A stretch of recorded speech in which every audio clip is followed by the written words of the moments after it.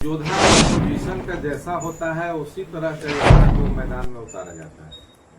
अगर अपोजिशन का योद्धा 50 के नीचे है और हम लड़ा दिए 80 साल का व्यक्ति को, जो 3 बार विधायक और सांसद और कई पद पर रहे हैं, तो जनता सवाल पूछती है कि भाई इतना दिन से रहे, आपकी सरकार है, तो आप नबीनगर क्षेत्र में उपलब्धि बताइए। तो जन्म में विधायक पिछले ही बार पूर्ण जनता बना चुकी थी कि ये बार 3 बार से हमारे जो प्रत्याशी थे बोल रहे थे कि अब अंतिम बार है, अंतिम बार है, अंतिम मौका है। तो बार आप कमिटमेंट कर रहे हैं कि अंतिम है, तो जनता सोच रही कब अंतिम होगा। तो पिछले बार इनका अंतिम कर दिया। पीछे संजीव भैया भी उपस्थित है और विधानसभा का भी दौर चल रहा है। बहुत सारे लोगों में हड़ मची है कि कौन से इस पार्टी से खड़ा होंगे, विधान मतलब नबीनगर क्षेत्र से। तो सभी के जहन में सवाल है कि हम आएंगे, लेकिन सबके दावेदारी अलग अलग है और हर कोई चाहता कि इस क्षेत्र से चुनाव लड़े। तो हमारे बीच संजीव भैया भी है, इस क्षेत्र से चुनाव लड़ना चाह रहे हैं। आपके करीबी वीरेंद्र जी, अब दोनों में कंपटीशन की भी भावना होगी, किन्हें सीट मिलेगा? तो पार्टी को तय करना है, लेकिन विधानसभा का वीरेंद्र जी कहते हैं कि अब मेरा लास्ट है, अब इस तरह से रहेंगे तो दूसरा भी चांस नहीं मिलेगा ऐसे हालात में। लास्ट तो जब तक राजनीति में बेड पर सांस चलता है तो हर लोग को इच्छा रहता है कि हम प्रतिनिधि बने और सदन में जाएं, लेकिन हर पार्टी आखिर उसका वोट बैंक पर चुनाव लड़ा जाता है। नीतीश कुमार का एनडीए गठबंधन, तो उसका अलग मास वोट है। आपके आरजेडी कांग्रेस माले का गठबंधन है, उसका अलग मास वोट है। लेकिन उम्मीदवार किस लिए तय किया जाता है क्षेत्र में, कि जो एक समृद्ध समाज की स्थापना करने का हमारा माननीय मुख्यमंत्री जी का सोच है कि सभी जाति धर्म मजहब को हम न्याय के साथ विकास करें। तो हमारी उम्र मान लिए 74, 75, 80 हो जाए, तो कोई भी योद्धा अपोजिशन का जैसा होता है उसी तरह का योद्धा को मैदान में उतारा जाता है। अगर अपोजिशन का योद्धा 50 के नीचे है और हम लड़ा दिए 80 साल का व्यक्ति को, जो 3 बार विधायक और सांसद और कई पद पर रहे हैं, तो जनता सवाल पूछती है कि भाई इतना दिन से रहे, आपकी सरकार है, तो आप नबीनगर क्षेत्र में उपलब्धि बताइए। तो जो कार्य सरकार का है हम लोग उपलब्धि बताते हैं, लेकिन सरकार का प्रहरी प्रतिनिधि हर जगह मुख्यमंत्री जी काम नहीं करते। उसका जो प्रतिनिधि है एमएलए बनता है, वही मुख्यमंत्री का चुनाव करता है, नेता बनाता है। अच्छा, आप एक मिनट सर, आप जब चुनाव में आइएगा तो आपका सब पार्टी का अलग, जैसे जन सुराज का अलग मुद्दा है, आपका क्या मुद्दा रहेगा? इस आधार पर आप आइएगा, मतलब कुछ मुद्दा होगा ताकि जनता को अच्छा लगे। हमारा सरकार का मुद्दा है, नीतीश कुमार जी के पार्टी में है जनता दल यूनाइटेड, लगातार यहाँ से प्रतिनिधि बनाते रही है। 2 मेगा पावर परियोजना हम लोग दिए यहाँ पर, और बिहार में जो विकास हुआ है, अभी बिजली भी हम लोग किए हैं। तमाम विकास के काम जितना देख रहे हैं कि वृद्धावस्था पेंशन जो 1100 रुपये हम लोग बढ़ाए हैं, और जितना विकास बिहार राज्य में दिख रहा है। बिजली आप देखिए, 22 घंटा बिजली किस राज्य को मिलता है, जो हमारी सरकार दे रही है। तो बताने के लिए तो इतना अनगिनत काम है कि हमारे प्रतिनिधि उस कार्य को जनता के बीच ले जाने बताने में सक्षम नहीं हुए, तभी हम पिछले बार चुनाव हारे।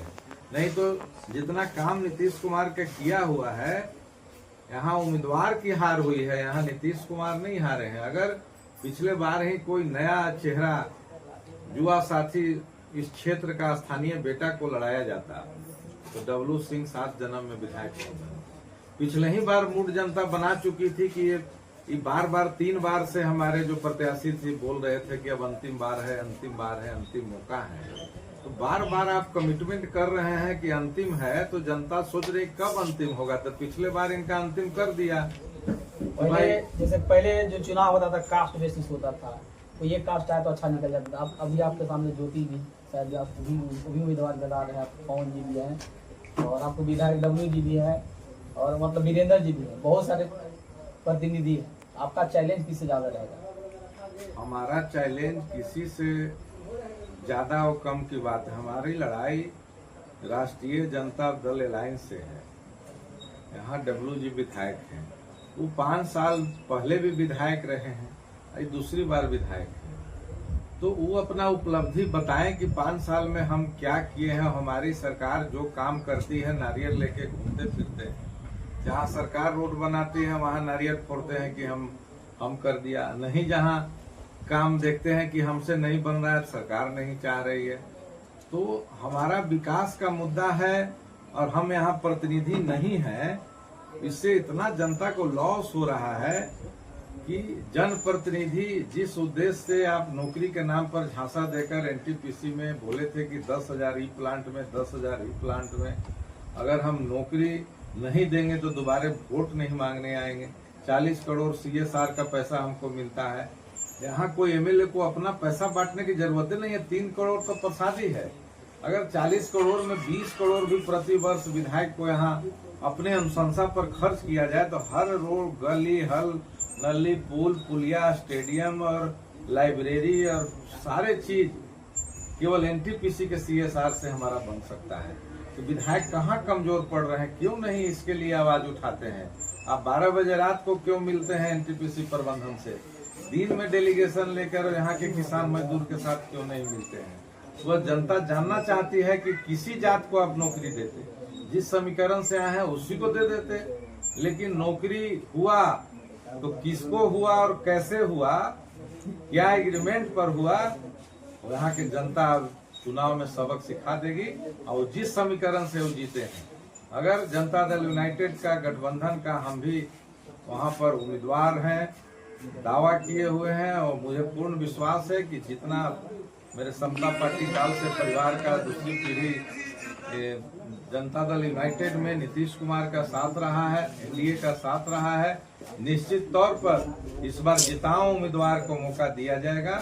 जो हमारे पूर्व में रहे हैं, अभिभावक हैं, सीनियर लीडर हैं, उनको दूसरे जगह सरकार रहती है तो बहुत अच्छे अच्छे जगह पर सम्मान देने का जगह रहता है। अगर हमको मौका मिला तो हर चैनल पर हम बोलते हैं उनके गठबंधन में हम 40% वोट का सिंहमारी करेंगे और डब्लू सिंह यहाँ से मेरे साथ चुनाव लड़ेंगे तो उनको मैं जमानत नहीं जब्त करा दिया तो मैं राजनीति छोड़ दूंगा। लग रहा है हर जगह भी लगाए होंगे तो एक दिन आनंद होता है। अपने जहन में सवाल ऐसा काम करेंगे हर एक दिन आनंद आता है। इसलिए क्या करें? और संबोधन में ये बोल दिए कि जमीन उपलब्ध कराइए जहाँ भी इस पंचायत में, वहाँ अतिरिक्त प्राथमिक स्वास्थ्य केंद्र तुरंत राज्य सरकार के द्वारा हम प्रस्ताव भेज के बनवाने के लिए प्रयास करेंगे।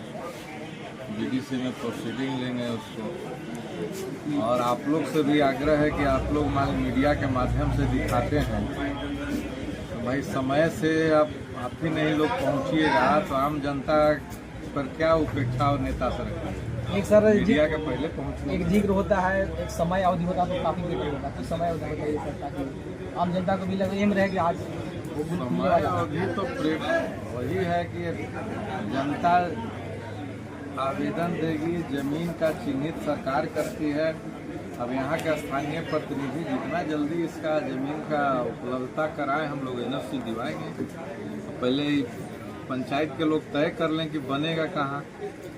सरकारी भूमि तो सब जगह है, तो जहाँ भी मिडिल सेंटर में बनना है वहाँ पर चिन्हित करें और हम लोग प्रस्ताव राज्य सरकार से दिलवा के इसको निश्चित तौर पर बनाएंगे। समय जो लगे, प्रक्रिया में तो समय लगता है क्योंकि जिला तो बनना नहीं, तो सरकार को बनाना है। एक नाइट मैच हुआ था, उसमें आपके साथ वहीं बैठा था, फोटो भी हुआ था, उसमें आप जिक्र किए थे बैरवा लोग आपके तमाम युवा थे, आपने काफ़ी भरोसा लगाए थे कि शायद उनका फील्ड का मतलब समीकरण होंगे, लीग के स्टेडियम बनेंगे। तो हमारे भी देखिए बैरवा लोकनाथ में युवा साथी हैं, बैरवा लोकनाथ के भी लोग हैं और आपका भी सभी से इंतजार करें कब वो अपने जुबान से कहेंगे ताकि क्या कहना चाहेंगे सामने तो हम 2 दिन पहले भी पत्र दिया था जो सचिव खेल विभाग को लिखा था और स्वीकृति हो चुकी है लोकनाथ बैरवा में स्टेडियम बनाने के लिए राज्य सरकार के माध्यम से। जैसे रेगनिया मंडोली में राज्य सरकार स्टेडियम बनाई उसी तरीके से वहाँ लोकनाथ बैरवा में भी स्वीकृति प्रदान कर दी गई है। उसको एस्टीमेट के लिए चला गया है विभाग में। अब उसका प्रक्रिया पूर्ण होकर वो टेंडर हो जाएगा, ज़मीन का एनओसी मिलते ही उसका निविदा निकल जाएगा। और आप अगले वर्ष देखेंगे कि जिस तरह से यहाँ स्टेडियम का निर्माण हुआ है, उससे सुंदर स्टेडियम का निर्माण हमको पूरा भरोसा है कि निश्चित तौर पर बैरिया